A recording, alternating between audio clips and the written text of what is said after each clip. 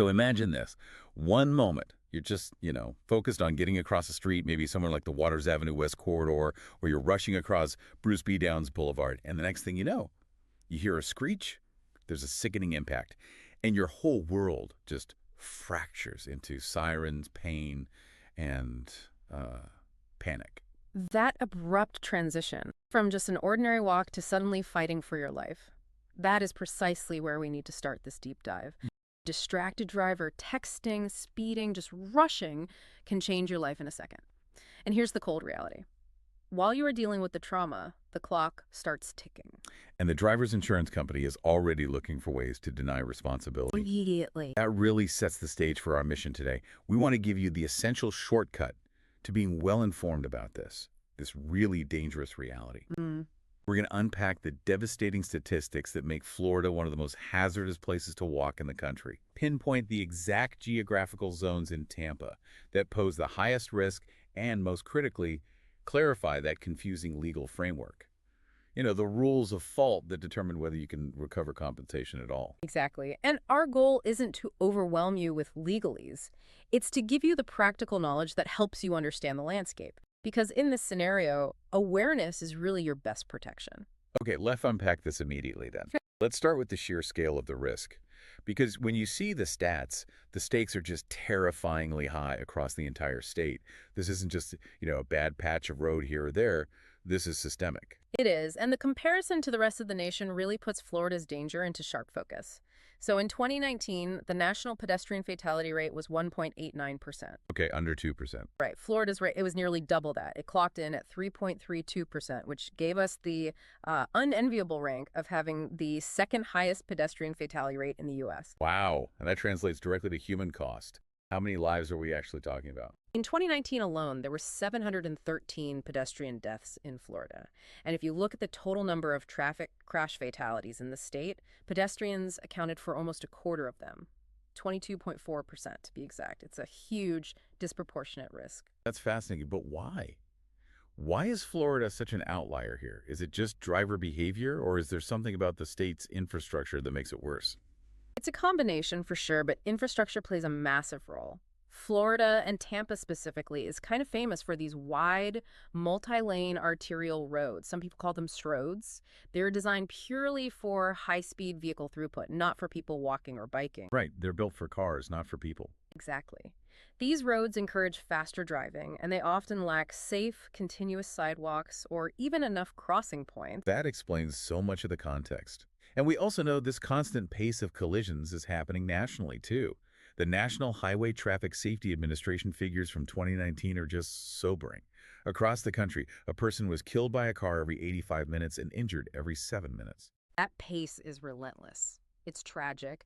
And while the law says there are equal rights and duties for pedestrians and drivers, the reality is the pedestrian is completely unprotected. Drivers are so often distracted by texting, rushing, failing to yield. And when a driver does hit someone, that go-to excuse is almost always, "I didn't see them." Yeah, but if the law dictates a duty of care, why is that excuse so, convenient for insurance adjusters?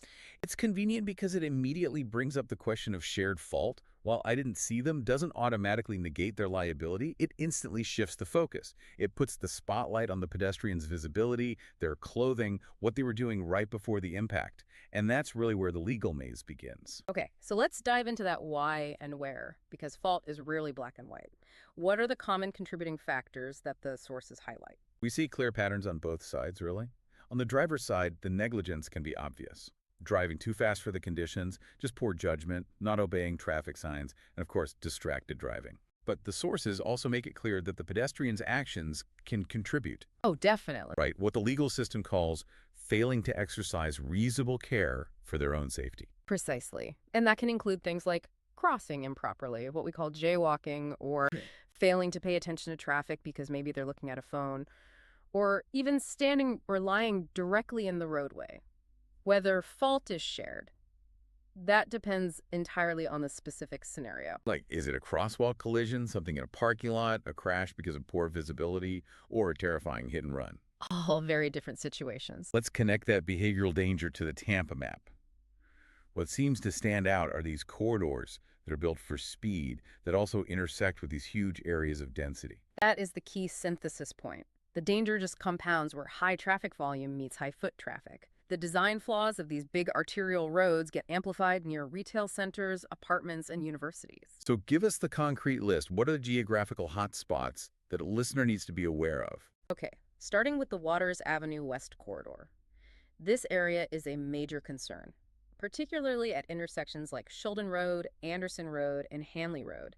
These are not isolated crashes, they are high crash points driven by the density of shopping centers and massive apartment complexes feeding into these major roads. So you have drivers making complex, often rushed maneuvers like left turns across multiple lanes, while pedestrians are just moving between errands or coming home. Exactly.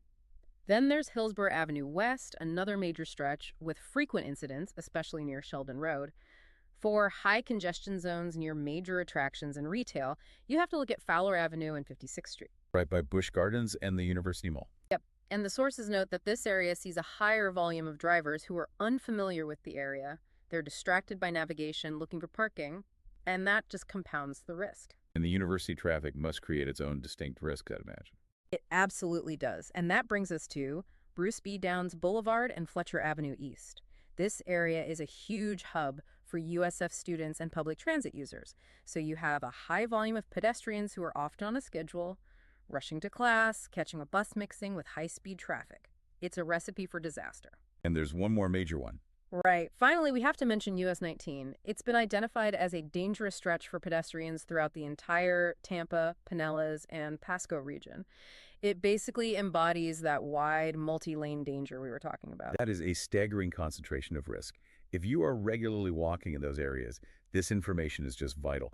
Now, let's move past the crash and into the legal maze. This is where the money and your ability to heal is really decided. And this is why we need to clear up some common myths. Florida law defines a pedestrian as simply anyone on foot. But the key questions are always, do I need to be in a crosswalk to have a valid claim? And do pedestrians always have the right of way? And the simple answer to both is no, which is, I think, counterintuitive for a lot of people. It really is, correct. While being in a marked crosswalk helps immensely by establishing your legal right-of-way, drivers still owe a duty of care to operate safely no matter where the pedestrian is. So you can have a valid claim even if you weren't in a crosswalk. However, the fault structure is where things get brutal in Florida. We need to spend some serious time on this. This is a core takeaway for everyone listening. Tell us again about the modified comparative negligence rule. This rule is the single most critical concept for recovery in Florida. What it means is, if you, the pedestrian, are found to be more than 50% responsible for the accident, you are legally barred from recovering any compensation from the driver's insurance. 0. 50%. I want to focus on the practical implications of that threshold. If I'm the adjuster for the driver's insurance company, how do I argue that the pedestrian is 51% at fault? This is where the fight happens, immediately.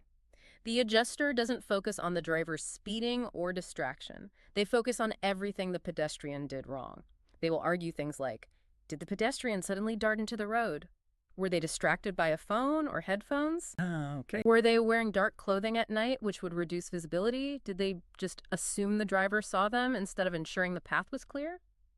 So the insurance company uses the pedestrian's own lack of attention or their visibility against them to try and cross that 50% threshold and just wipe out the entire claim. Exactly. Right. That's why the evidence you can secure in the immediate aftermath is so crucial. That fight over 1% of fault is literally the difference between full compensation and walking away with nothing. Wow. Okay, given that pressure, let's talk insurance. When you're hit, your bills start mounting immediately. How does an injured pedestrian even start dealing with those costs? The first layer of coverage that often comes into play in Florida is personal injury protection, or PIP. You might be able to access this through your own auto insurance policy or even a household family member's policy, even though you were walking. It's often called no-fault coverage, which just means it pays out regardless of who caused the accident. But PIP has a notoriously low limit in Florida, doesn't it? It does, yes. PIP is capped at $10,000 for medical bills and lost wages. And given the severity of injuries common in these accidents, we're talking broken femurs, brain trauma, long hospital stays. $10,000 is almost never enough. It just covers a fraction of the costs. So if you have serious injuries that blow past that $10,000 limit, where do you turn next? That requires moving into a fault-based claim. You have to go against the at-fault driver's bodily injury, or BI insurance. And this is that complex process where you must prove the driver was negligent and, crucially, that your own fault percentage is 50% or less. This is where the bulk of the compensation for serious injuries, for lost income, for pain and suffering, that's where it comes from. We also have to address the scenario where the driver just flees, which tragically the sources confirm is far too common. Hit-and-run accidents are difficult, but they're not hopeless.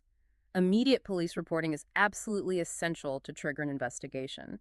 For the victim, the key financial resource often becomes their own uninsured motorist coverage, or UM. If the driver can't be identified or caught, UM coverage steps in to cover what that phantom driver's BI policy would have covered. We've established this intense legal fight, but the reason for it is truly profound. The injuries themselves. Pedestrian injuries are just devastating broken bones, spinal damage, traumatic brain injuries, and the lasting psychological trauma of fear and anxiety. And these injuries don't just affect you physically, they impact everything: your ability to work, your enjoyment of life, everything. The compensation that's available is designed to ensure the victim can get comprehensive recovery for both financial losses and that intangible toll the accident takes. So let's systematically detail the types of compensation the law allows victims to recover. Let's show the full scope of what those damages look like. Okay, we can categorize the damages. First, you have economic damages. This is the stuff that's quantifiable. So, medical bills. Think emergency treatment, surgery, long-term costs like physical therapy that might last for years, prescription medications. These costs can easily run into the hundreds of thousands. And then second would be lost wages and earning capacity. Right. If you miss work, you're compensated for that time, whether it was paid or unpaid. But more importantly, if the injury is permanent, say a brain injury prevents you from returning to a specialized job, you can claim compensation for reduced earning capacity. That covers the wages you're projected to lose over the rest of your career. The third category, and this is the one most heavily scrutinized by insurers, is non-economic damages. This is compensation for the lasting physical and emotional damage. Exactly. This covers pain and suffering, emotional distress, psychological trauma, and any permanent disability that diminishes your quality of life. This area is challenging because there's no receipt for it. Its value is subjective, based on the severity and duration of the impact on your life. And it is the first area that adjusters will try to minimize using that 50% comparative negligence rule. And finally, there's property damage. That covers the cost of repairing or replacing items damaged in the accident, right? Oh, yeah. Phone, glasses, clothing. Yes. And every single one of those items, from a $50 pair of prescription glasses to millions in lifetime medical care, is subject to that critical 50% fault analysis we've been discussing. That brings us full circle. We've covered the danger zones in Tampa, the shocking statistics, and that critical legal hurdle. The core tension is that you were injured by a distracted driver, yet immediately you face this intense pressure and questioning intended to pin the blame on you, all while you're just trying to focus on healing. It's truly a high-stakes, asymmetric fight. It absolutely is. And if we connect this to the bigger picture, given that strict 50% modified comparative negligence rule in Florida and the firm 2-year statute of limitations, the immediate priority after ensuring your medical safety is absolute clarity and documentation. So what does a curious person need to start researching immediately if they find themselves in this devastating situation? They need to understand the necessity of acting immediately to gather and preserve specific evidence. That means securing the police accident report, seeking out any potential surveillance footage from nearby businesses along that corridor, and getting detailed, corroborated witness statements before memory fades. The ability to prove you were less than 50% responsible often hinges on the evidence you secure in those first critical hours and days. That immediate action is what can prevent the insurance company from successfully exploiting the ambiguities of the situation just to argue that you were at fault.